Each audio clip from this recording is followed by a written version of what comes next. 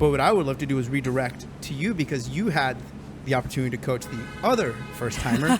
But not only was it the other first timer, but it was also an athlete who had the capacity to position, to medal. Yeah. And that's a whole other conversation. It's like we want them to have a good time, but at the same time, but I need her to hit certain things. But if she's that close, yeah. imagine that experience, right? Medaling in your first meet. And so I would love to be able to, you know, let you talk about what it was for you. And it was also your first national. Yeah. And it was your first medal, which is another awesome that I really want people to know about as well. So tell me, again, walking into, we had an interesting situation that week. I got sick. It was a whole weirdness of sickness going around. So I couldn't be there. And so I had to say, you're in charge. You got to take the lead and make these decisions. And, you know, I'd love for you to give me a little play of the day and how that worked for you. I mean, thankfully, Lucy's such a great athlete. She's just like, will roll with the punches. And the big thing was right after weigh-ins was keeping her really loose, making sure that it was fun. She got to hang out with her teammates. You know, I gave her as much general warm-up time as she needed. I wanted her to feel comfortable and good in her body and like go through her normal day. I think where this particular session got very, very interesting in that most sessions at nationals are very tight. Mm-hmm.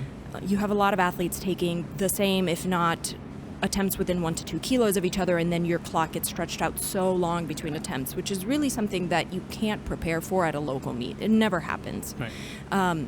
So I, going into it, had an idea of her capacity. I knew what her best numbers were. I knew what her most recent like local meet numbers were, but the whole thing was a gamble because she'd never competed at this level. I'd never coached her at this level, and it just became a like, well, I'm gonna follow you. I'm gonna look at how you're moving. I'm gonna look at the board, and we're gonna try to just stay really organic with it. And it really paid off in a very risky way moving into the clean and jerks because, and I was talking to Sierra about this, Lucy had been sitting for a while. She'd had a long break between her first and her second, and then subsequently her second and her third clean and jerk attempts, and I'd had her pull already. And you know, this is a young athlete who's very, very conditioned, and the idea of having to sit for so many attempts is not an ideal situation. And I looked at the board and I was like, man, all right, I can give her 98, which she'll be the first one to hit it. So we have that advantage. But any one of the 4 or 5 girls that were also slated at 98 could go up. They could go up to 99, and then we lost that shot. And it was a risk. Sierra came up to me and she's like, well, what do you think you're going to do? I'm like, I can't have her sit for another 5-6 minutes. This is wild. It's already been so long.